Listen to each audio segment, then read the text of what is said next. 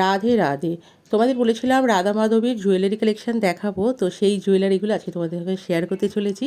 তো আমি এখানে মুকুট নিয়েছি, আমি আর এটা হলো কৃষ্ণের মুকুট, ওটা রাধারানীর মুকুট ছিল, আর একটা ভালো লেগেছে নিয়ে নিয়েছিলাম। আর এটা হলো হাতের চূড়, এটা হাতের কঙ্কন, আর এটা হলো টায়রা টিকলি, আর এটা হলো রাধা মাধবের কানের। আর এই যে এখন যে হার, বাঁশি, পদ্মফুল এগুলো দেখাচ্ছি, এগুলো আমার আগে ছিল, এগুলো আমি শ্রীরামপুর থেকেই করেছিলাম। মাথার মুকুট, তারপরে চূড়, কঙ্কন, রাধারানীর টিকলি, কানের, আমি এগুলো না শ্রীরামপুরে খুব ভালো পাচ্ছিলাম না, তাই আমি কলকাতা থেকে কিনেছি। তো কোথা থেকে কিনেছি যদি তোমাদের কারো দরকার হয় তোমরা কমেন্ট করো, আমি কমেন্ট বক্সে লিঙ্কটা দিয়ে দেবো।